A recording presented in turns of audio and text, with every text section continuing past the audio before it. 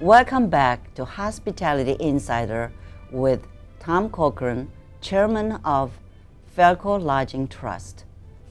Tom, thank you so much for sharing your wonderful stories. You know, I heard that Falco is one of the best companies to work in Dallas. And I know you have a lot of different things to boost the morale of your employees. But what is the biggest challenge that you have? Well, I think the biggest challenge for any company is that people like where they work. I mean, I think that I actually tell people that I want people who don't say TGI Friday. I mean, they're waiting for Friday because they want the weekend. Yes. I want people to wake up on Monday and say, I'm looking forward to going to work. Yes. So I always thought that work is a big part of our lives, and you ought to enjoy where you work. You ought to enjoy who you're working for and who you're working with. And if that is accomplished, I think the rest of your life is a lot more fun. That's true. If you actually do enjoy going to work, Right. not as a job, but you actually like what you're doing. So when you're looking for people, what is the quality you're looking for? I think you got to like people. You got to be. I mean, I don't think if you're the type of person who likes to close up your office and shut the door and not interact. So you got to have the social skills to interact with people, and you want people who actually. I mean, one of the jokes around the office is most people in the interview process is that they're asked, "Do you know how to cook? What can you cook well?" It's not a qualification to work there. That's right. But if and there are a lot of people who come to work who don't like cooking. But we're going to put them in the kitchen, and we're going to help them and teach them how to cook, whether they like it or not. That's a really most unique way to really building the team spirit. Right.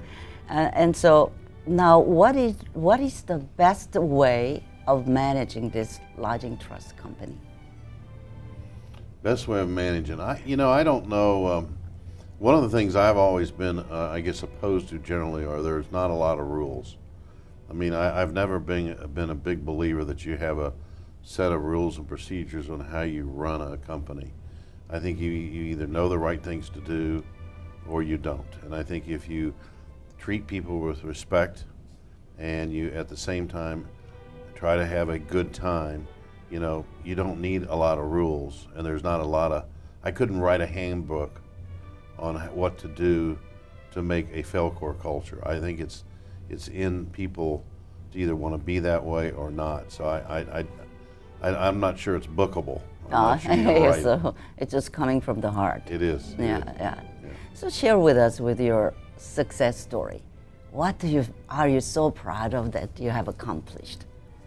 Well, probably having a bunch of grandkids, but probably one of the greatest successes, other than starting Falcor, was actually buying Chuck E. Cheese.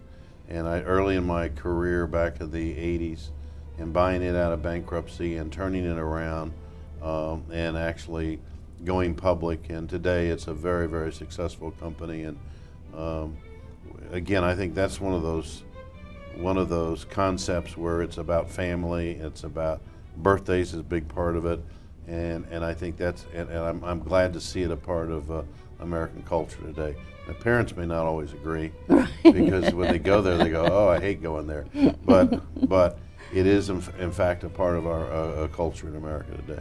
Oh yes, children have a great time, and there's no child is not want to go to Chuck E. Cheese. Right. You're right. Right. So now you took a lot of companies to public. That you started Falco Lodging in 1991, but you Right. took it 3 years later, Right. took it public, and Chuck E. Cheese, and you took it public. What is the process that taking company to public? Pay lawyers a lot of money. that's a very That's the good truth. word. That's right. And you write up everything and you disclose. There's got to be a demand for public companies and for what the management team and the concept, and so it's a way to raise capital, but it gives you exposure. I don't know that I ever had a desire to be public. I don't know that I thought about it that way as much as when I understood what I never knew what a REIT was back in the late 80s, early 90s. But when I began to understand what it was and what it could do and how you could raise capital, I found a very efficient way to raise money, is what you're basically doing. Yes, yes. That's great. So now that everybody is talking about how great the industry is coming up, and next 3-4 years is going to be booming. And so how do you feel about that, and what is your plan for that? Well, I think we are in a great period of time. I think the business is doing great. We're going to, at Falcor, we're going to continue to execute the strategy we've been on for several years. Rick Smith, the CEO, has had a plan to, sell off some of the lower performing hotels and build better hotels. We're about to open next month the Knickerbocker in New York at 42nd yes. Broadway, which is it's an iconic hotel. And I think that's going to be a lot of fun. And I just think the industry is going through some really great times right now. Right, it's everywhere, everywhere. So well, how do you see a global market opening up?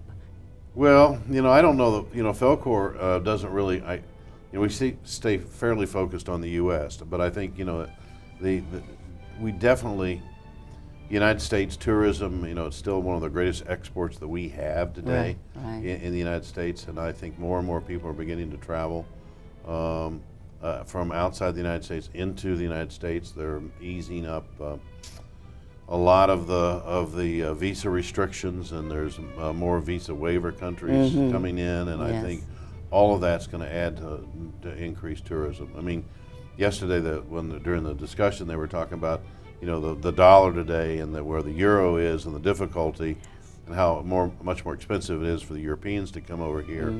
But it's just one of those cycles we're going through right now. Right. But international tourism and the world being globalized and people actually, because that's the best way for people to get to know each other is to have tourism. Yes. When we come back, let's find out what is Tom's future plan.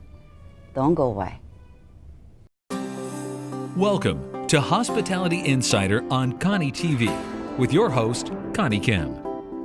Hospitality Insider is an intimate look of the who's who in the hospitality industry. Up close and personal, you'll meet amazing leaders and discover their stories of successes and challenges that will inspire, educate, and entertain. With your help, we unite, we co-create, and we support each other to create better service in the hospitality industry and contribute to the world. Hospitality Insider, your window to hospitality excellence.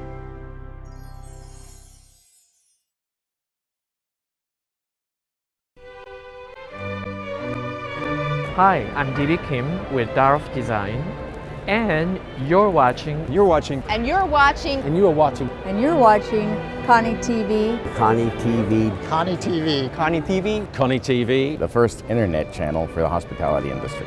Watch and follow who she brings and what she brings to show you to inspire. Connie TV. TV. I love it.